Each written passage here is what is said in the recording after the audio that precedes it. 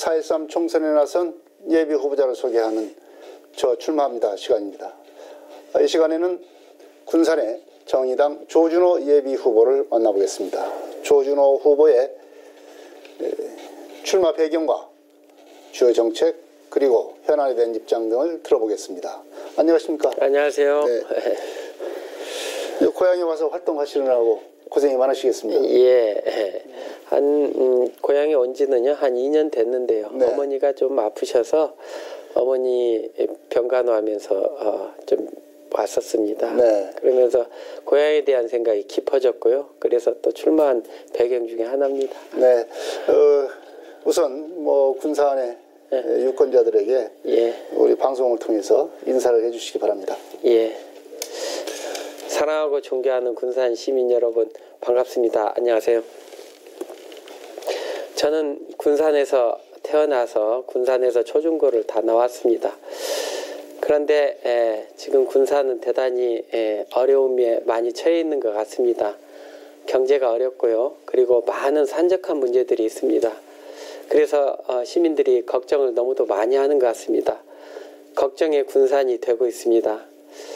저는 군산을 본래의 모습, 희망의 군산, 미래의 군산으로 바꿔놓고 싶습니다. 시민 여러분들이 많은 관심 가져주시고 지켜봐 주시면 감사하겠습니다. 고맙습니다. 네, 조 예비 후보께서는 노동운동을 참 오래 하셨습니다. 네네. 그리고 또 정의당이 창당이 되면서 또 초대 대표를 지내시고 중앙의 이력이 아주 화려합니다. 이런 그 이력을 가지고 계시는데 이번에 군산에서 출마한 배경을 어디 있는지 설명해 주시기 바랍니다. 예, 저는 이제 나름의 노동운동 그리고 환경운동, 시민운동에 많은 관심을 가지고 살아왔다고 생각합니다. 자동차혁명위원장, 민주노총위원장, 정의당 대표. 그래서 저는 열심히 잘해왔다고 생각을 했는데 군산에 어머니가 아프시면서부터 이제 관심을 갖게 됐는데요. 네. 와서 보니 제가 그렇게 활동했던 모든 문제들이 군산에 다 산적해 있었고요. 그런 일들이 참 걱정스러웠습니다. 첫 번째는. 그래서 내 고향부터 바꿔야겠다라는 생각이 또 앞섰고요. 그다음 또 하나는 정말로 지금 현재 우리나라의 사정이 어렵지 않습니까? 청년 실업 문제부터 시작했고 양극화 문제, 이러한 경제도 사실 나락으로 빠져 있는데 이런 모든 문제들이 사실은 여의도 국회에서 다 이루어지고 있다라고 해도 과언이 아니라고 생각합니다. 네. 다만 시민운동이나 노동운동도 대단히 중요하지만 정치가 바뀌지 않으면 시민들의 삶, 국민들의 삶이 바뀌지 않는다는 생각에서 정치를 하기로 결심을 했습니다. 네. 이제 군산에서 이제 활동을 하셨는데 정의당은 이 양당 사이에서 같은 야당이긴 하지만은 좀 끼어있는 존재가 아닌가 이제 이런 생각이 들어갑니다. 이런 그 양당 사이에 있는 정의당이 어떤 활로를 가져야 된다고 나름대로 생각을 하십니까? 예, 저는 이제 다르게 생각을 하는데요. 지금 현실 정치의 문제, 민생의 문제, 근본적인 문제는 박근혜 정부가 잘못하는 정부 있지만 새누리당이 독주하면서 잘못하는 점도 분명히 있지만 야당이 제대로 제 역할을 못하기 때문이라고 저는 생각을 합니다. 네.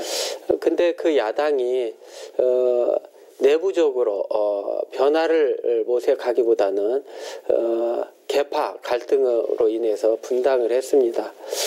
분당을 하면서 국민의당이 새롭게 출범을 하면서 가치는 새정치라고 내걸고 그 가치를 가지고 미래의 정치를 하겠다라고 나오신 걸로 알고 있습니다.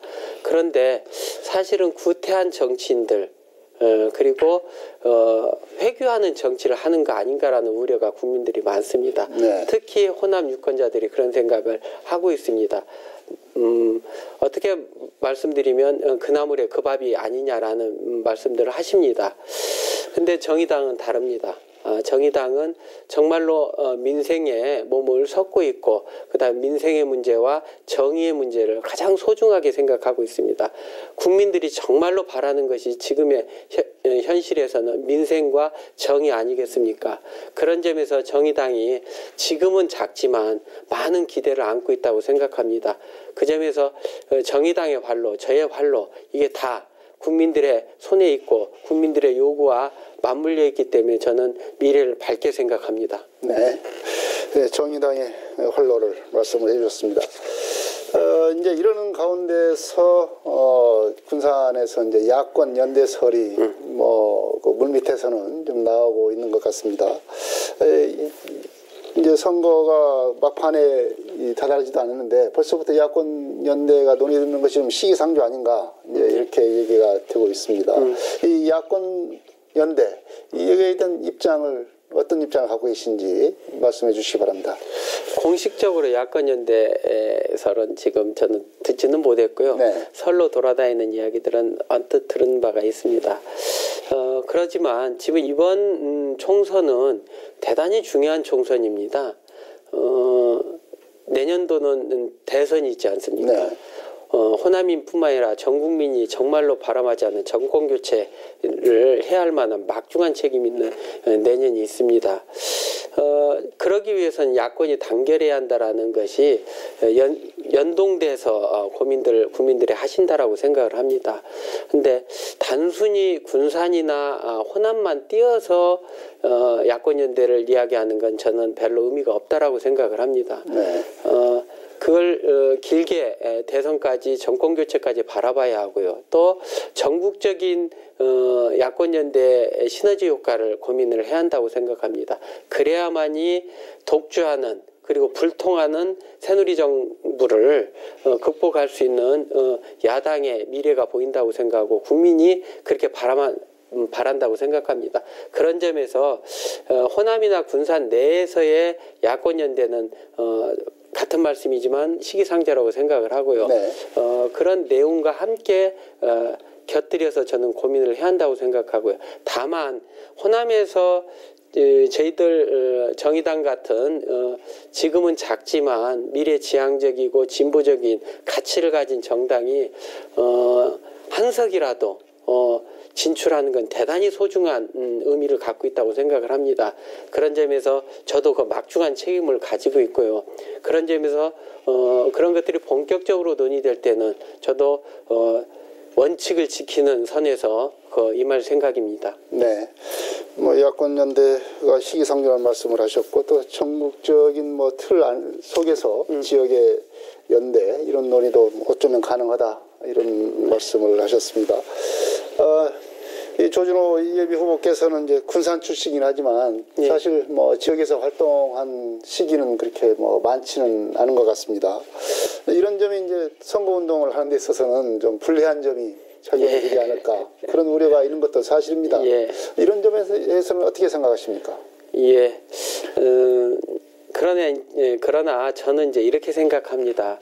제가 이제 주로 초중고를 나오고 나서는 성인이 돼서는 주로 수도권에서 활동을 한 건 사실입니다. 네. 하지만 제 활동이 일하는 사람들의 문제 그리고 경제를 서로 상생하는 고민을 하는 문제 그리고 환경 문제 여러 가지 시민운동의 영역의 문제까지 이게 우리나라에 있어서의 수도권에 국한된 문제가 아니라 전국과 연동되는 문제이기 때문에 그것은 다 관계가 있다라고 생각을 합니다. 지역에도 그런 문제를 해결하는 데 기여했다고 생각을 하지만 다만 아쉽고 죄송스러운 건 군산의 현안의 문제에 대해서 제가 함께하지 못했다라는 죄송함은 분명히 있습니다. 앞으로 배가의 노력을 기울여서 그런 문제에 제가 헌신하고 노력해야 할 문제라고 생각합니다. 네. 이제 국회의원이 되면 그동안 노동운동이나 전국적인 차원에서 많은 활동을 해오셨지만 현실 정치 그중에서 특히 이제 이 국회의원이 된다는 포부를 지금 밝히시고 활동을 하고 계시니까 국회의원이 되면 가장 먼저 하고 싶은 일이 무엇입니까? 예, 저도 뭐 국민들의 고민과 걱정과 다르지 않다는 생각을 하고 있는데요. 국민들의 걱정은 경제 고민이고요. 네. 특히나 우리 청년들이 일자리를 잡지 못하고 있다는 것에 대해서 대단히 우려하고 있습니다. 특히나 청년들한테 일자리라는 게 다 비정규직 그리고 좋은 일자리가 만들어지지 않다라고 생각을 합니다. 그런 점에서 저는 좋은 일자리 만들기 포럼을 군산에서 만들어서 노력을 하고 있는데요. 청년들의 일자리에 관한 전 법안을 제일 먼저 하고 싶습니다. 네. 우리나라 청년들의 지금 실업률이 9.1%에 달하고 있습니다. 전체 실업률이 약 3.5%인데 이건 배 이상 되는 굉장히 실업률이 심각한 상태라고 생각합니다. 청년들의 미래가 밝아야지 나라의 미래가 밝지 않겠습니까? 그런 점에서 청년들의 일자리를 위한 내용을 채워야 한다고 생각하는데 사실 이제 300명 이상의 대기업과 그리고 공공 부분에서 5%만 일자리를 의무고용제로 한다고 한다면 네. 사실 23만 개 정도의 일자리가 매년 만들어질 수 있다고 생각합니다. 그렇게 먼저 시작을 해야만이 우리들의 청년들의 또 우리나라의 미래가 밝아진다고 생각해서 그런 법안을 제일 먼저 하고 싶습니다. 네. 지역의 현안 쪽으로 가보겠습니다. 군산의 현안이 가장 시급한 현안이 무엇이고 이를 해결할 수 있는 방안이 무엇인지 말씀해 주시기 바랍니다. 군산 하면 이제 희망을 갖게 되는 것이 대개 이제 새만금에 대한 희망을 많이 갖습니다. 근데 군산 시민들이 많이 걱정하고 계십니다. 그리고 속상해하고 계십니다. 새만금 1, 2 방주제가 이제 김제와 부안으로 넘어갔고요. 행정관할 구역이요. 그러면서 이제 속상해하고 계시고 얼마 전에는 이제 새만금이라는 브랜드마저도 김제로 넘어갔습니다. 그건 이제 뭐 지역적 이해관계를 떠나서 함께 고민하고 그걸 어떻게 각 시가 함께 발전할 수 있는가를 고민했어야 하는데 그건 분명하게 정치의 무능이라고 저는 생각을 합니다. 그뿐만 아니라 새만금은 정말로 문제가 되는 건 지금 환경 문제입니다. 수질이 굉장히 오염이 돼 있고요. 그런 문제들이 근본적으로 해결될 수 있는 방안을 빨리 만들어야 한다고 생각을 해요.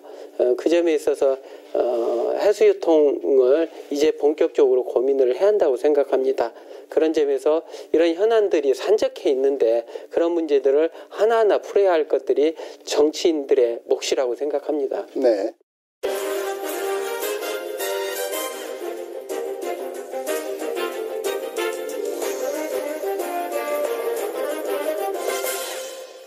이 밖에도 여러 가지 이번 선거에서 내건 뭐 주요 공약들이 있을 것 같습니다. 이 공약들을 좀 간추려서 말씀해 주시기 바랍니다. 제가 이제 군산에 와서 제일 먼저 내건 공약이 기아자동차 4공장을 유치하겠다고 제가 공약을 내걸었습니다.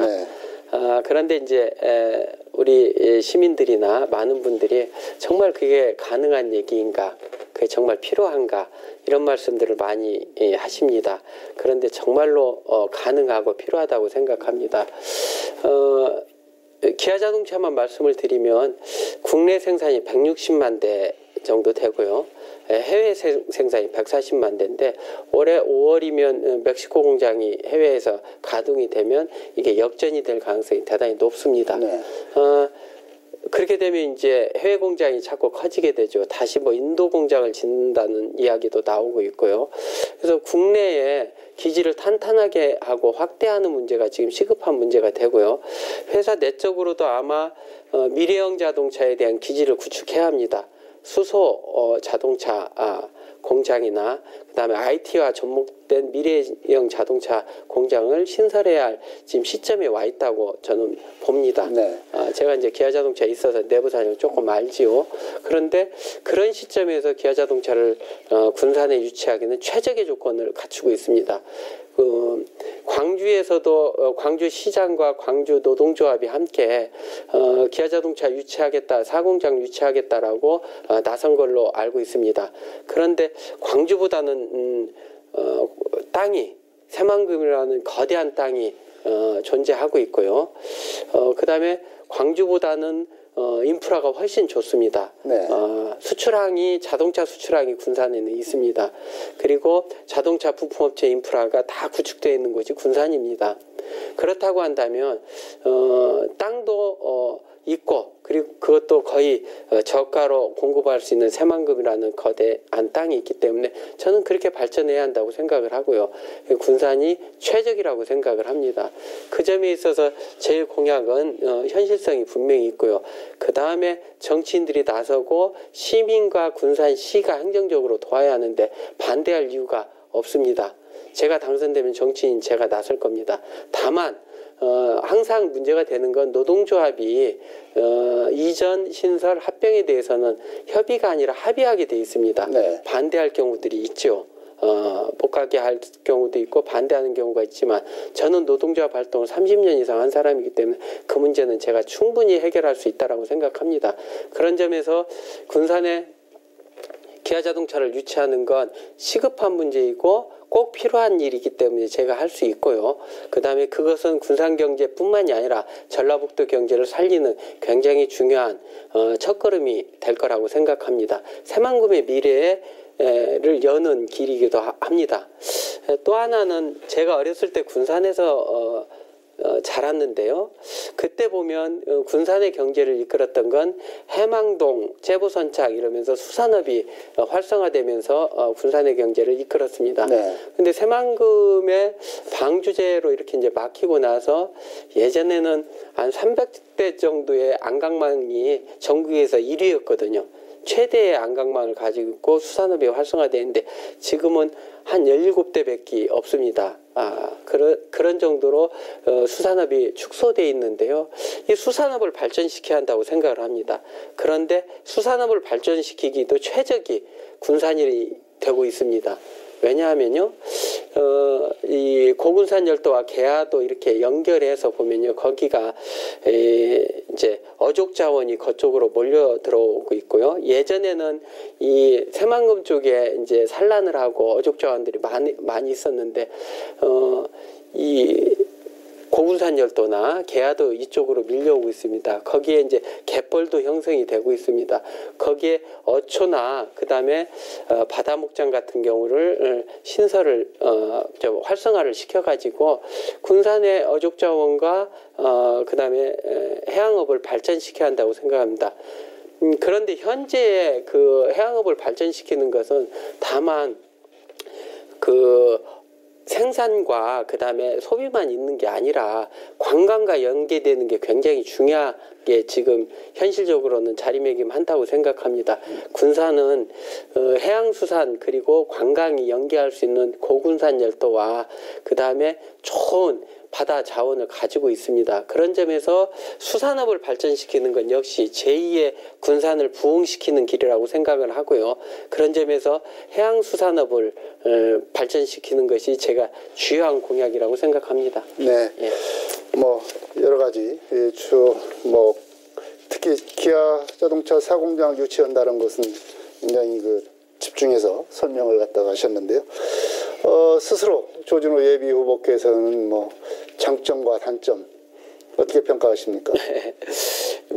제가 이제 정치를 하겠다고 정치권에 들어오니까 사람들이 하는 이야기가 너무 솔직하고 그 속내를 바로바로 드러낸다고 그게 단점이라고 말씀을 하시더라고요. 근데 그게 이제 단점일 수는 있지만 저는 그런 것들이 장점으로 작동되는 정치 그리고 솔직함이 투명함을 드러내는 장점으로 발전되기를 바라고 있고요. 제 장점이라고 생각을 한다면 분명한 것은 제가 소신을 가지고 그리고 전망을 세웠으면 그러면 저는 좌면우고 하지 않습니다. 그것이 불가항력적인 불가능에 봉착하지 않는 한 저는 최선을 다해왔다는 게 저의 장점이라고 생각합니다. 네, 장점이 곧 단점이고 단점도 장점인 것 같습니다. 그렇습니까? 네. 마지막으로 시민 여러분께 마무리 말씀 해주시기 바랍니다. 사랑하고 존경하는 군산 시민 여러분, 군산이 많이 아픕니다. 그리고 걱정이 많습니다. 그런 군산, 제가 시민 여러분과 하나하나 해결하겠다고 감히 나섰습니다. 저는 저희 아버님이 조영술 목사로 목회를 평생을 군산에서 하셨습니다. 제 어머님이 송정욱 여사로 교육에 몸담아 오셨었습니다. 저희 아버님 어머님의 아들로서 저는 자랑스럽고 긍지를 가지고 있고 제 삶에 대해서도 자부심이 좀 있습니다. 하지만 이제는 군산의 아들로 살고 싶습니다. 군산의 시민들이 사랑하는 아들로서 군산의 문제를 해결하고 군산의 미래를 함께 열어가는 후보가 되고 싶습니다. 지켜봐 주시고 힘을 모아주시면 감사하겠습니다. 고맙습니다. 네, 지금까지 군산의 정의당 조준호 예비후보의